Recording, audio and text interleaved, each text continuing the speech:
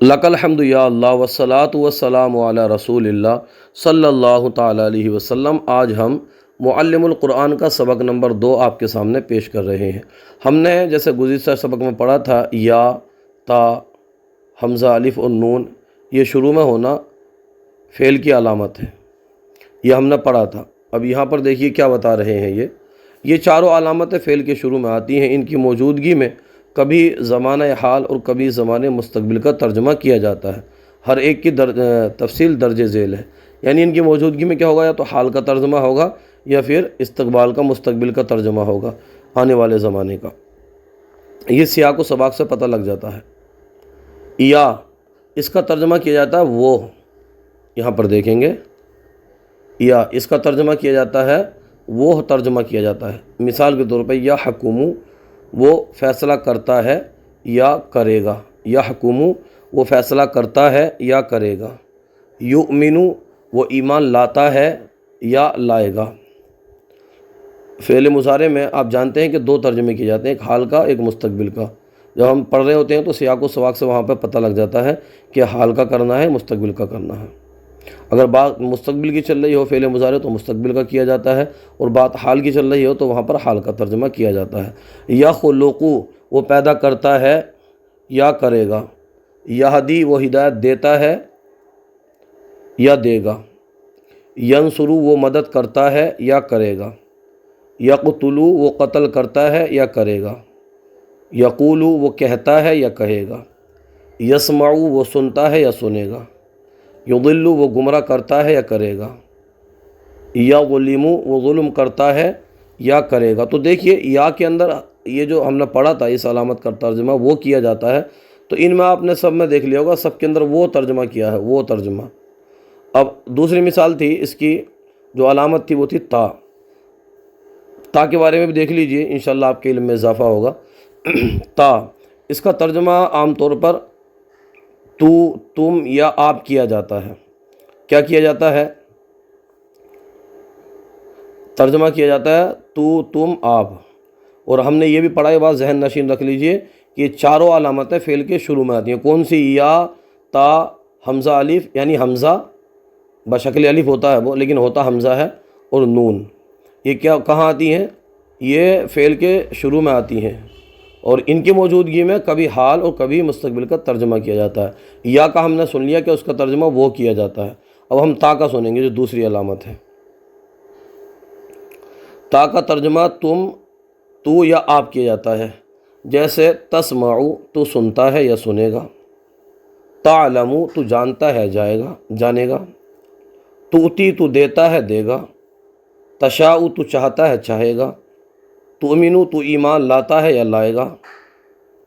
تعبدو تو عبادت کرتا ہے یا کرے گا۔ ترزقو تو رزق دیتا ہے یا دے گا۔ تظلمو تو ظلم کرتا ہے یا کرے گا۔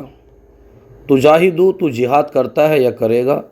تغفرو تو معاف کرتا ہے یا کرے گا۔ تو دیکھیے 2 علامت ہو گئی، یا کا ترجمہ وہ کرنا ہے، اور تا کا ترجمہ تم، تو، آپ کرنا ہے۔ یہاں پر بتا رہے ہیں نوٹ، کبھی تا کا مفہوم وہ ایک مؤنث بھی ہوتا ہے۔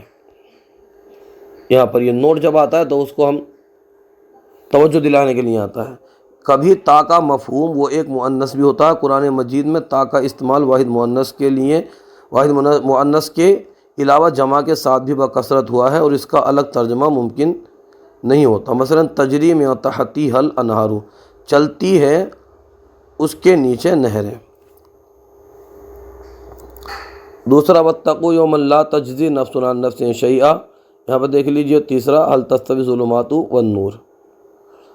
اس کے بعد ہے تیسری علامت حمزہ۔ یہ واحد مذکر اور مؤنث دونوں کے لیے استعمال ہوتی ہے، اور ترجمہ اس کا میں کیا جاتا ہے۔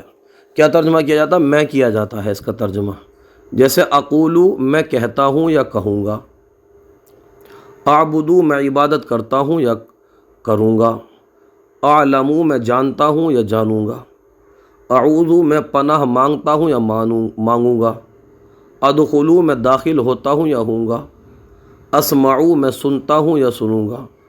اشہدو میں گواہی دیتا ہوں یا دوں گا، اغفرو میں بخشتا ہوں یا بخشوں گا، اجیبو میں قبول کرتا ہوں یا کروں گا، اخلقو میں پیدا کرتا ہوں یا کروں گا۔ کبھی حمزہ ایک اسم کی نسبت دوسرے اسم میں صفت کے زیادہ ہونے پر دلالت کرتا ہے، جیسے ربکم اعلم، تمہارا رب زیادہ جانتا ہے، اللہ اکبر، اللہ سب سے بڑا ہے، ان اکرمکم عند اللہ، بے شک تم میں زیادہ عزت والا اللہ کے نزدیک اتقاکم، وہ ہے جو زیادہ متقی ہے، فمن اظلم ممن منع مساجد اللہ، پس کون بڑا ظالم اس سے جو منع کرے اللہ کی مسجدوں سے۔ نون، دیکھیے 3 علامت ہو گئی، پہلی یا ہو گئی، اس کا معنی وہ، دوسری ہو گئی تا، اس کا معنی تم، تو، آپ، تیسری ہو گئی حمزہ، اس کا معنی میں، اور چوتھی ہو گئی نون۔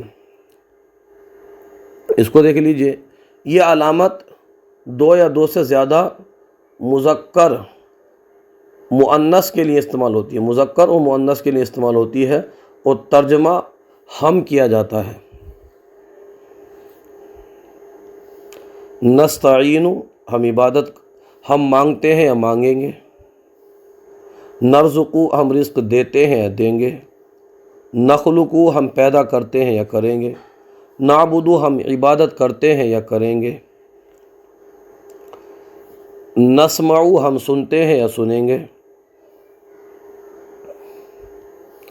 نظلمو، ہم ظلم کرتے ہیں یا کریں گے، نغفرو، ہم معاف کرتے ہیں کریں گے، تنصرو، ہم مدد کرتے ہیں یا کریں گے، نقولو، ہم کہتے ہیں یا کہیں گے، نشکرو، ہم شکر ادا کرتے ہیں یا کریں گے۔